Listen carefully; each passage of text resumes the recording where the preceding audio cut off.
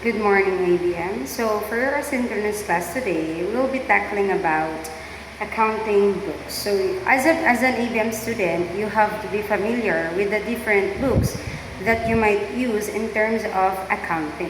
So first, let's read the objectives. You have to memorize the charts of accounts, apply learnings by doing journal entries for basic business transactions on a practice activity, prepare the entries such as general journal to record the following independent transactions with explanations. So, when say accounting, it uses a double entry mechanism in capturing economic transactions. In every business transaction, at least two accounts are affected and must always be kept in balance. So ano yung tinutukoy doon na dalawang entry na kailangan laging balanse? So if you still remember, yung mga ginagawa natin doon sa ALE, wherein the assets, liabilities, and owner's equity must be balanced. If you still remember this kind of equation, A is equals to L plus E. So these two must be balanced. Kaya nga po tayo may word na debited at credited. Saan po nadagdagan at saan nabawas. So, kailangan nyo po yung mabalance. Ano? So, in double entry accounting, we use the debited or credited. We have the golden rule. The total debit or the DR must be equal to the total credit. So, meaning, pag sinabi kasing double entry accounting, kapag may naapektuhang isa, automatic may maapektuhang isang accounts doon sa ating accounting. Understood? Next, when to debit and credit. It depends on the type of account being affected. Some accounts increase when debited, while the others increase when credited. For example, nag-purchase kayo ng equipment. It costs of 500,000 pesos. Meaning, mababawasan yung pera nyo. Saan siya mababawas? Sa cash nyo na 500,000 pesos. Kasi nga, kailangan nyo magbumili ng equipment sa inyong business. Naintindihan? Okay.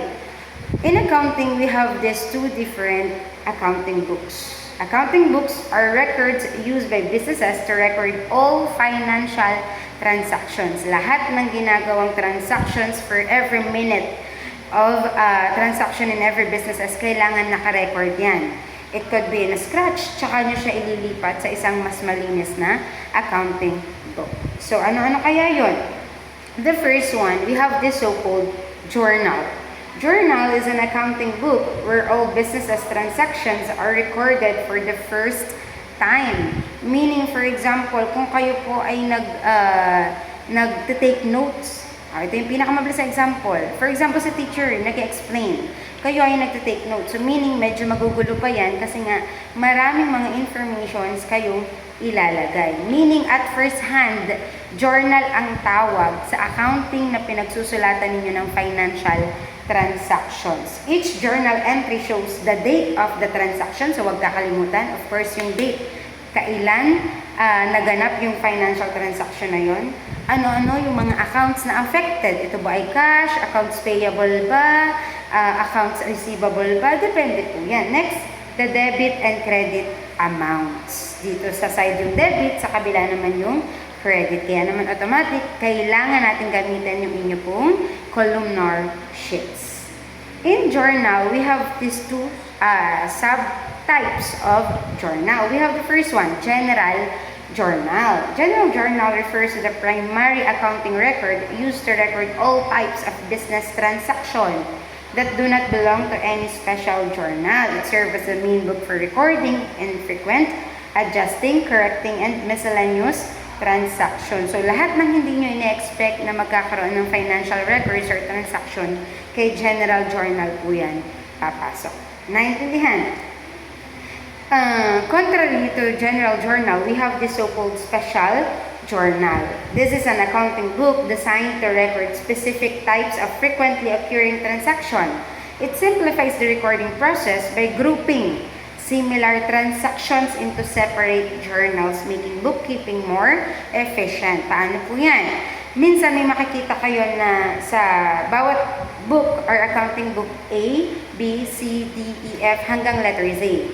Lahat ng papasok na code at nag-start sa letter A, For example, accounts receivable, accounts payable, lahat ng start with letter A, sa letter A papasok. Ito yung example na nakikita ninyo. A, B, C.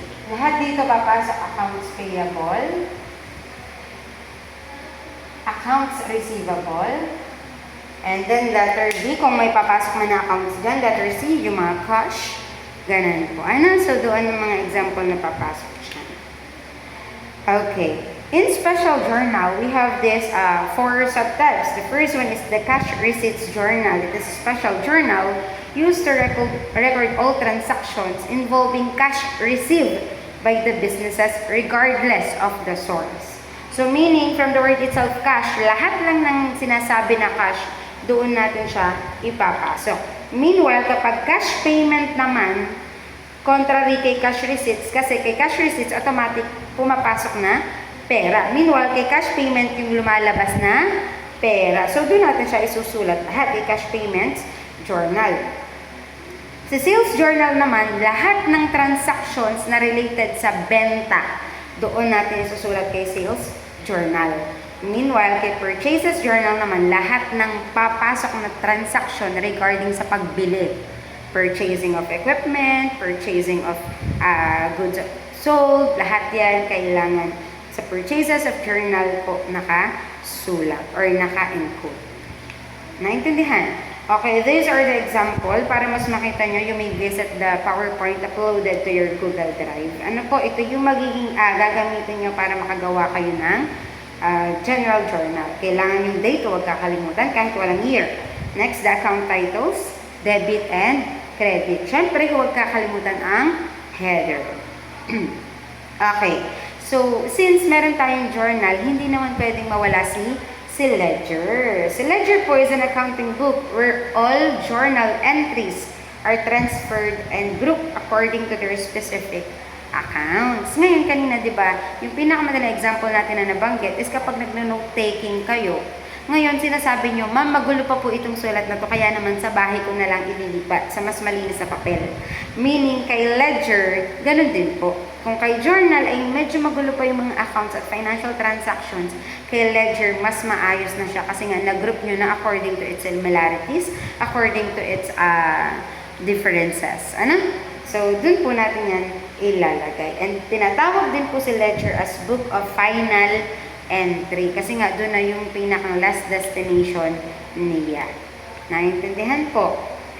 We have this also subtypes. Pagdating kay ledger, we have the general ledger. It's a principal ledger that contains all the accounts used by the business. Lahat ng transactions, hindi pwedeng may makalimutan. Dapat nandoon siya. So, meaning, ang tawag po sa kanya ay general ledger. Next naman, sa subsidiary ledger, is a supporting ledger that contains detailed information for a specific account in the general ledger. Kung doon sa general ledger, lahat ng ay nandoon. Meanwhile, kay subsidiary, specific lang. Kung ano lang yung hinihingi for that specific date. For example, kailangan ko lang yung mga benta. So, doon natin siya ilalagay kay subsidiary ledger. Specific. Meanwhile, yung isa, general, all types. Ano? Okay. Now, proceed tayo kay chart of accounts or what we called as the COA. Last week, last week, if you still remember, pinapa-memorize ko po sa inyo, especially the code. Ano po kasi, kailangan alam nyo sa paglalagay sa journal, ano yung mga code ng specific accounts na meron tayo. Kaya naman, once na magkaroon ng face-to-face, magkakaroon tayo ng recitation for that. Ano? So, be ready. Make sure na masaulo po ito yung, for example, ano po ang code account ng cash? You have to remember that it is 1,000. 1,200 for accounts receivable and so on. And dalhin din po yung inyo pong printed na ito. Ano? Okay, so may mga times na gagawa po kayo ng, for example, yung journal, ililipat nyo siya sa mismong ledger. Ano po? So, makikivisit po ako ng PowerPoint, makikiaral yung practice on journalizing. May mga example po dyan. And then, after this video, once na mapanood po ninyo, kayo po ay gagawa din ng pag-journalize. Kaya make sure na mapanood itong video. Okay, for your assessment task number 6. Thank you for listening.